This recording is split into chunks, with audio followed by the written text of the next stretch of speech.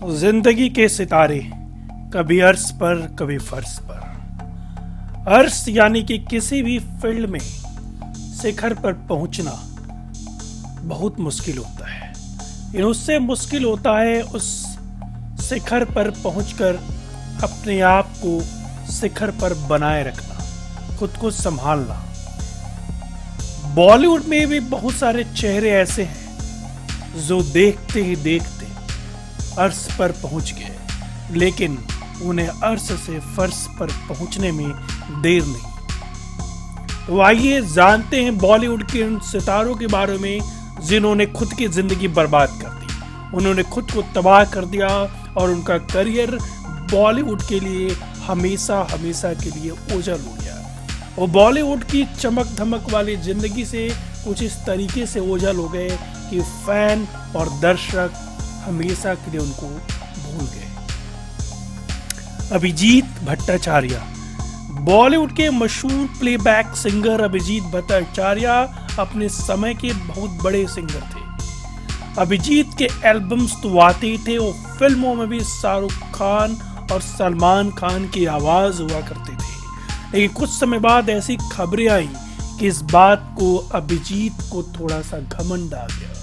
अपने कई इंटरव्यू में अभिजीत ने शाहरुख और सलमान जैसे बड़े सितारों के खिलाफ बोलना शुरू कर दिया, जिसके बाद से उनका करियर डगमगाने लगा और इस तरीके से अभिजीत ने अपनी नैया खुद ही डुबो डाली। फरदीन खान, बॉलीवुड के दिग्गज अभिनेता फिरोज खान के बेटे फरदीन खान की लॉन्चिंग फिल्मों में काफी अच्छी हुई थी। उनके चार्मिंग लुक ने भी लोगों के दिलों में एक अलग जगह बना ली थी। साल 2001 में फरदीन ड्रग्स केस में फंस गए थे, जिसके बाद से उनका करियर बर्बाद हो गया और इस तरीके से फरदीन ने अपनी बनी बनाई करियर को मिट्टी में मिला दिया। साइनी आहूजा, बॉलीवुड में अभिनेत्री कंगना रनौत के साथ अपने करियर की शुरुआत करने वाले अभिनेता शाइनी आहूजा का नाम भी अब इंडस्ट्री में नहीं लिया जाता। शाइनी के ऊपर साल 2009 में अपनी ही नौकरानी के साथ संबंध रखने का आरोप लगा और इस आरोप के बाद बॉलीवुड से शाइनी आहूजा का मटिया परत हो गया और शाइनी ने अपने हाथों अपने करियर की सुहा कर दिया। शक्ति कपूर, बॉलीवुड की दिग्गज फेमस विलन शक्ति कपूर अब से कुछ समय पहले तक बॉलीवुड में खूब सिक्का चला रहे, चाहे कॉमेडी का रोल हो या विलन का। शक्ति अपने हर किरदार में फबते हैं। इन साल 2005 में शक्ति के ऊपर एक हरासमेंट का केस लगा, इल्जाम लगा, जिसके बाद शक्ति की नैया डूब गई। विवेक ओबेरॉय, बॉलीवुड के दिग्गज अभिनेता सुरेश ओबेरॉय के बेटे विवेक ओबेरॉय की बॉलीवुड में एंट्री धमाकेदार थी। उन्हें सभी कयास लगा रहे थे कि वो कुछ बेहतर करेंगे, लेकिन ऐसा नहीं हुआ। अपने करियर के शुरुआत में ही विवेक को सलमान खान से पंगा लेना भारी पड़ गया। ऐश्वर्या राय से उनकी बढ़ती नजदीकियां विवेक राय के लिए एक खतरे का सबब बनकर आई और सलमान खान से उनके रिश्ते में खटास के आई विवेक की बॉलीवुड की नैया हमेशा के लिए डूब गई। हालांकि उन्होंने उसके बाद कुछ कॉमेडी फिल्मों और क्रिस जैसी कुछ सीरियस फिल्मों में काम किया, लेकिन वो मुकाम वो कभी हासिल न कर पाए जिसके लिए वो बॉलीवुड में आए थे। अमन वर्मा ने अपने करियर की शुरुआत टीवी सीरियल 55 खंबे लाल दीवारें से 1987 में की थी।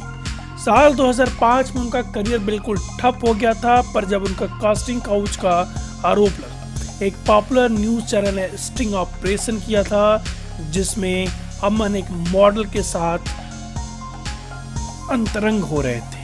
इसके बाद उनकी काफी बदनामी हुई और उन्हें काम मिलना बंद हो गया। ममता कुलकर्णी, बॉलीवुड में अपने जमाने में अपने डांस का सिक्का चलाने वाली ममता कुलकर्णी अपनी अदाओं के लिए अपने दर्शकों के बीच में मशहूर थी, लेकिन छोटा राजन के साथ संबंधों की खबरों ने उनके करियर को हमेशा हमेशा के लिए बंद डब्बे में डाल दिया।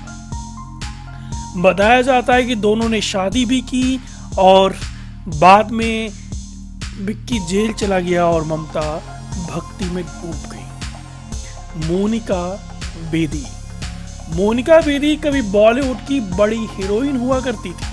मोनिका का करियर ऊंचाइयों पर था, लेकिन तभी उनका नाम अंडरवर्ल्ड से जुड़ गया। मोनिका बेदी का नाम जुड़ा अबू सलीम से। अबू सलीम वही जो कि वांछित है भारत सरकार के लिए। अबू सलीम और मोनिका बेदी के प्यार और अफेयर के चर्चे खुलेआम थे, लेकिन मोनिका बेदी को यह अफेयर काफ़ी महंगा पड़ा और इसकी कीमत उनको अपने बॉलीवुड के करियर को गंवा कर देनी पड़ी।